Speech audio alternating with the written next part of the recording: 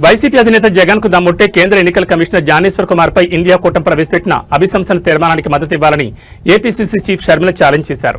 YCP ఎంపీలు ఇండి కూటమి ఎంపీలతో కలిసి సంతకాలు పెట్టాలని కోరారు. అభిశంసనకు మద్దతు ఇస్తున్నట్లు వైసీపీ ప్రకటించారన్నారు. రాష్ట్రంలో ఈవీఎంలు మారిపోయాయని దొంగ ఏడుపులు ఏడ్చారు కదా, నా అక్కా చెల్లెమ్మల ఓట్లు ఎక్కడ పోయాయని బేదడుపులు ఏడ్చారు కదా, మరి ఇప్పుడు సంతకాలు పెట్టడానికి ఏమైందన్నారు. కూటమి ప్రభుత్వం ప్రజాప్రభుత్వం కాదు, దొంగతనంగా ఏర్పడిన ప్రభుత్వం అని చెప్పారు కదా. జగన్మోహన్ రెడ్డికి చిత్తశుద్ధి ఉంటే వెంటనే ఇండియా కూటమి పెట్టే తీర్మానానికి మద్దతు ప్రకటించాలని షర్మిల డిమాండ్ చేశారు.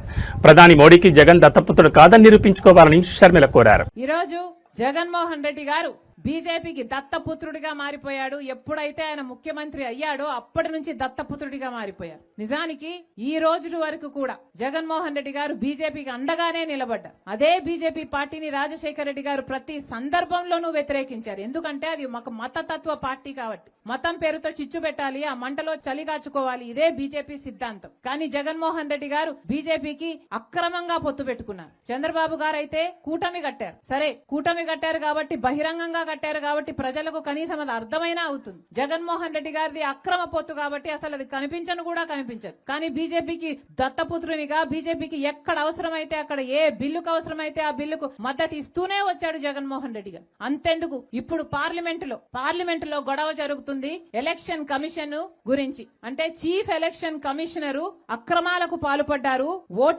ఓటర్ల లిస్టు పద్ధతిలో అక్రమాలకు పాల్పడ్డారు అని ఇండియా బ్లాక్ అంటే కాంగ్రెస్ పార్టీ, తృణమూల్ కాంగ్రెస్ ఇలాంటి పార్టీలన్నీ కలిపి ఈయన మీద నో ట్రస్ట్ అన్నట్టుగా ఈయనని తొలగించాలి అని పార్లమెంటులో నోటీసులు కూడా ఇచ్చారు. కానీ దీనికి ఎంత మటుకు జగన్మోహన్ రెడ్డి గారు మద్దతు ఇస్తారో చూడాలి. ఇప్పటి వరకు జగన్మోహన్ రెడ్డి గారు బీదేడుపులు ఏడ్చారు. ఎలక్షన్లలో మేము ఓడిపోవడం అన్యాయం అన్నారు, ఈవీఎంలలో మోసం జరిగింది అన్నారు, అక్క చెల్లెమ్మలు నాకెందుకు ఓటేయలేదో అర్థం కావటం లేదన్నారు, పెన్షన్లు తీసుకుంటున్న వారు నాకెందుకు ఓటు పడలేదో అర్థం కావడం లేదన్నారు. మరి నిజంగానే జగన్మోహన్ రెడ్డి గారు ఈవీఎంలో అవకతవకలు జరిగాయి అని నమ్మితే మరి ఈ ఎలక్షన్ కమిషనర్ ఎవరైతే ఉన్నారో ఆయనను తొలగించడానికి ఇచ్చిన నోటీసులలో జగన్మోహన్ రెడ్డి గారు మద్దతు ఇవ్వాలి. కానీ జగన్మోహన్ రెడ్డి గారు మోడీకి దత్తపుత్రుడు కాబట్టి మద్దతు ఇవ్వరు. జగన్మోహన్ రెడ్డి గారికి ఈ విషయం మీద నిరూపించుకోవాల్సిన అవసరం ఉంది. నిజంగానే అవకతవకలు జరిగాయి అని మీరు నమ్మితే ఇప్పటికే బీజేపీ ప్రతి వ్యవస్థను తమ గుప్పెట్లో పెట్టుకుంది. సిబిఐ అయినా సరే,